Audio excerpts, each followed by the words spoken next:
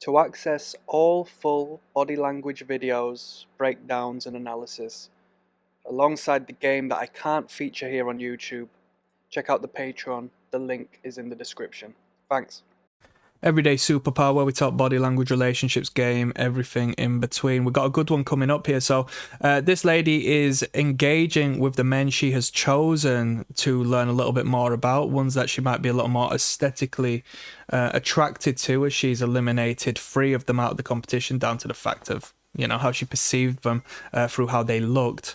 Now, I said at the start, I think these two are going to get along well because this guy's been mirroring and non-verbally agreeing with particular qualities this lady has, all right? And I think just as far as looks, well, you know, not looks maxing, but looks, just they seem like they share the same place in the marketplace, in all honesty. So the only way this guy can shoot it down, I think, in relation to his competition is he fucks up.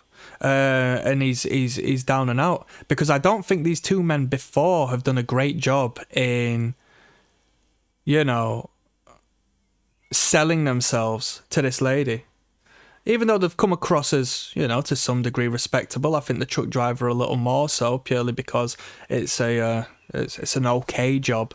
The guy prior, I thought, just didn't come with much stability. Let's see what this guy says. I think these two at least are going to get off to a good start. Let's find out.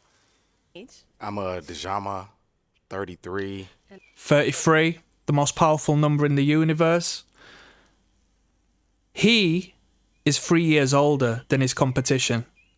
He is now in the position of potentially being more mature, potentially having more resource, potentially having status and knowledge that excel above and beyond what she may now perceive as kids in relation to him.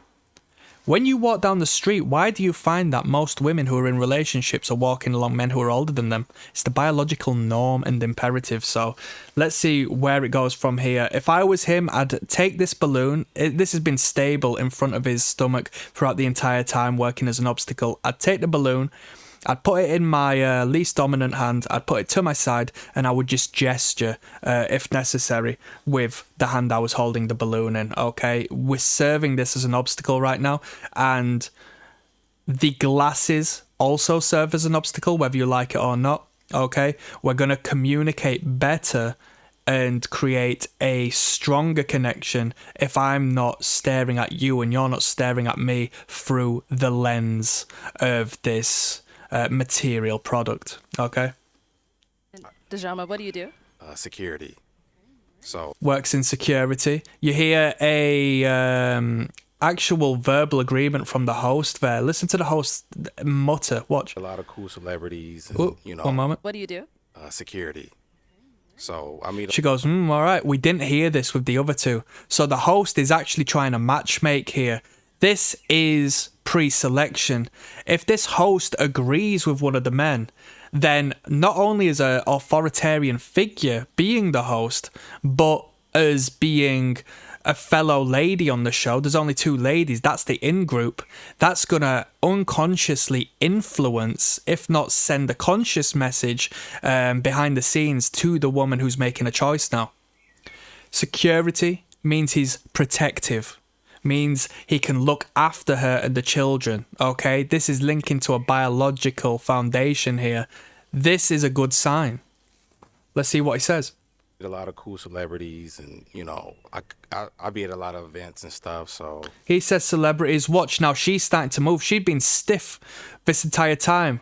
Watch how she moves when he says celebrities. Watch. Meet a lot of cool celebrities. She nods her head. And, you know, she moves in. She gyrates her hips. Watch the hips. Look, ever so subtle. Security. So I meet a lot of cool celebrities, and, you know. But she moves inwards, hips first. All right. When you see 2 people have a hug, have an embrace, you can tell how close they are sexually, or where they stand relationship-wise by how far the hips are.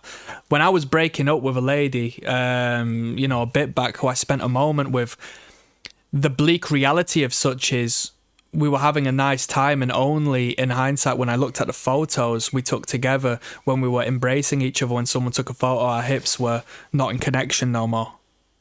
The sexual undercurrent that once existed and brought us together was loosening and pushing us apart. All right, when somebody hugs somebody, look at how close the hips are.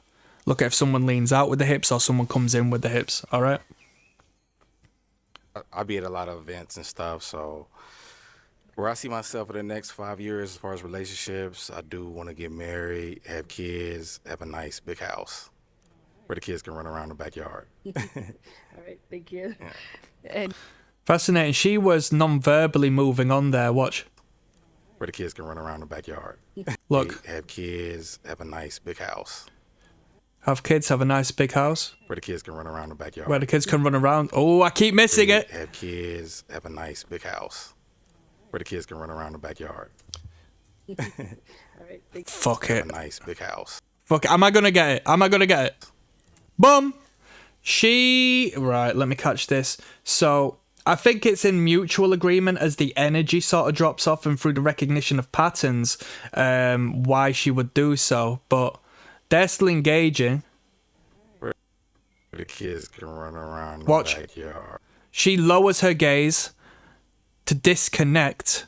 When she brings her eyes up, she doesn't look at him. She is not engaged in the conversation anymore, even though these two are.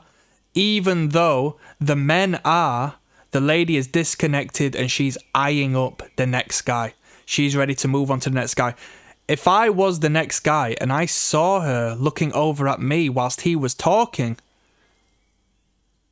it'd pep me up a little bit.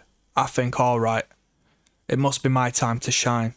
She's left him and she's already with me. She's not even come over to me and she's with me. She's attentive to me, right? Let's move on. All right, thank you. So to sell him once again, look, the host Where the kids can run says, around all right, big smile. All right, big difference compared to the other two. And now watch. the backyard. She looks over to send a nonverbal nudge to this lady that this is a good guy. This is the guy you want. Also to identify how the lady feels towards him, because she hopes that she's going to make a match here. Now, once again, the lady who is doing the walkabout, you know, isn't giving too much away, to be honest. All right. She close-lipped smiles.